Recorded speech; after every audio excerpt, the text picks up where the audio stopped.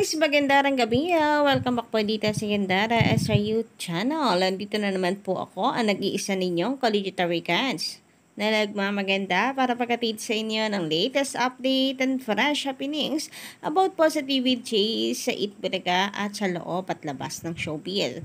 Kaya naman kung hindi ka pa or isa ka sa mga hindi pa nakaka-subscribe dito sa akin channel at ngayon lang napatambay dito, pindutin mo na ang subscribe button at notification bell para maging updated ka sa susunod nating balita.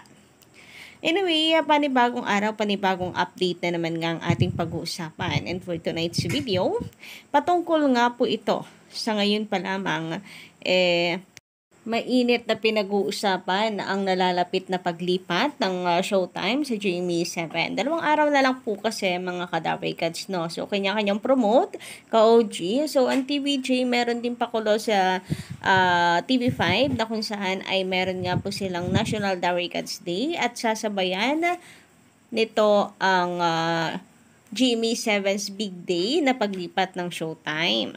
Pero kung matatandaan po natin mga Kadaway Cats, sinabi nga po sa isang balita, sa isang article, na ayon di umano kay Tito Sen na hindi naman sila kinakabahan at hindi naman sila, hindi sila threaten sa paglipat ng Showtime kasi matagal nga naman na silang nagbabakbakan. And ngayon, ginagamit ito ng mga kapamilya fans at the same time ng mga tape ink defenders para siraan, batikusin at tirahin ang TVJ at ang Itbulaga mismo.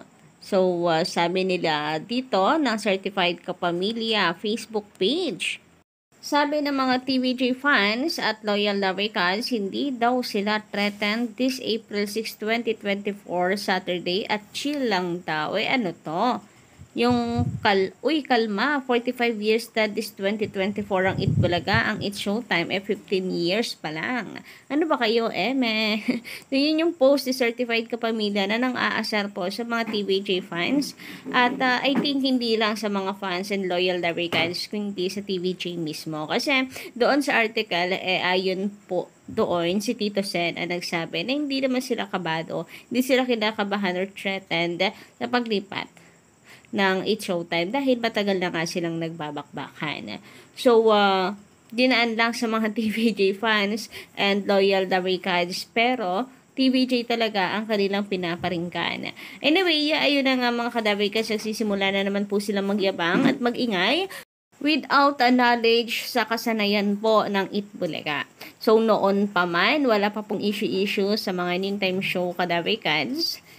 Hindi pa man ganito kainit ang labanan na Kadaway Cats sa mga noontime show. Hindi pa ganito ang bakbakan ng mga fans ng dalawang noontime show.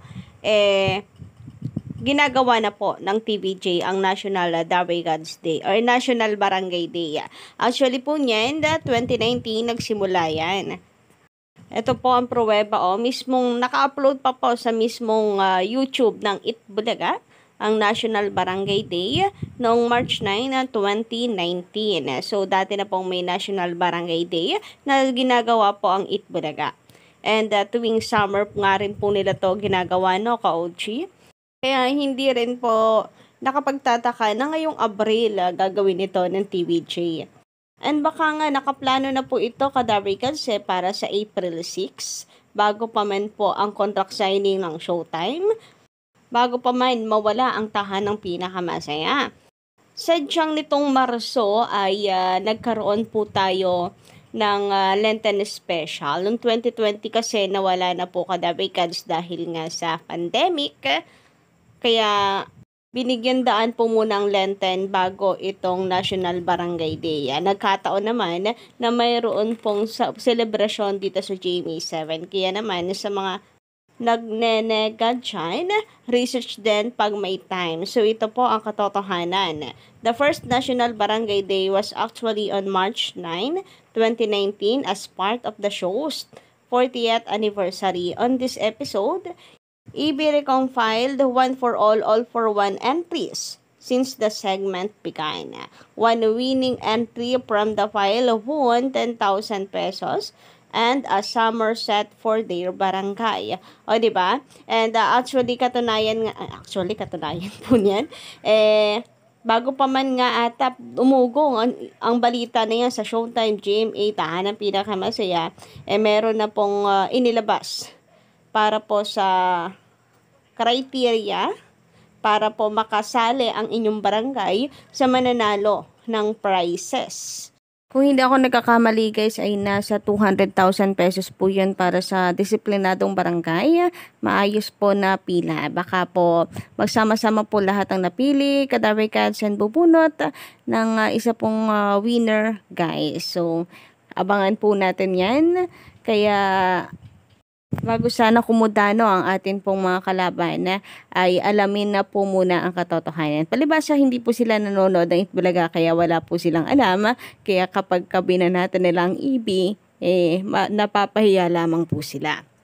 Samantala, pag-usapan naman nga po natin ang ginagawa po ngayon ng ABS-CBN para lang matalo ang Itbulaga. Grabe, simula po April 6, tingnan nyo naman kung gaano karami po mapapanood ang kanilang showtime. Matalo lang po ang Itbulaga. Meron sa Kapamilya Channel, GMA Network, Free TV, GTV, A to Z, Jeepney TV. Grabe nga yun. Talagang halos lahat ata ng channel ay kanila na pong matalo lang po ang Itbulaga. Ganyan po kadesidido at desperado ang GMA plus ABS-CBN. Grabe kayo, ABS at GMA. Talagang lahat ata ng channel gusto nyo nang okupahin para lang mataob ang Itbulaga. Anyway, good luck po sa kanila. Basta ako labas na sa usaping noontime showdown. Dito tayo mag-focus lang po sa panonood ng EB. Mentala, sabi ni Sir Roy Michano Mogol, sa kanya komento, shoutout po sa inyo sir. Pinagmamalaki nila ang 15 years na ang It Showtime. Na lamang ang Itbulaga na magpo 45 years na. Kumbaga, matibay na. Nako, para sa akin, wala naman pong problema kung ipagmalaki nila ang 15 years. At the end of the day, 15 years pa din po yan. Isang malaking achievement para din po sa kanila. Yun nga lang, wag po nilang idikit sa Itbulaga dahil mapapahiya lamang po sila. Kasi yung 15 years nila, walang-wala po sa 45 years ng TVJ. So, mag-celebrate na lamang po sila at wag pong isupalpal sa atin ang kanilang 15 years kasi baka bigla mag-bounce back lamang po sa kanila. 'Di ba? So, walang pakialam. Di pag malaki nila kung gusto po nila, wag lang po nilang galawin ng EB dahil sabi ko nga, baka mapahiya lamang sila at mapalunok laway pa. Samantala, sabi naman dito ni Miss Joylen Gonzales, magandang gabi.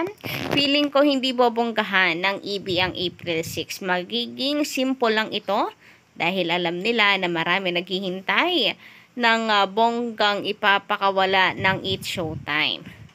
Dahil unang araw nila sa Kapuso, okay sa kanila na ang ratings ng unang araw at linggo. Hehe. Grabe, nasobrahan din naman kayo sa pagiging mapagbigay, Sir Miss Joylene. Anyway, tungkol naman dito, I think bongga rin Kasi, dinikit pa ang salitang national barangay kung wala rin lang naman pala to. Kung magiging natural day lang din nila, kumbaga ay parang daily episode lang din. So, I think meron talaga silang pasabog at maraming prizes na ipamimigay ka OG. Sabi ko nga, dun pa lang sa kanilang title, National Barangay Day, it's like a big celebration and event. Actually, para po sa atin to, para po sa ating mga kababayan na mahatidan po ng tulong ng TVJ guys at saya. Kaya tumutok lamang po tayo sa Itbulaga. Biruin nyo naman yung expenses nila sa loob lamang na isang linggo.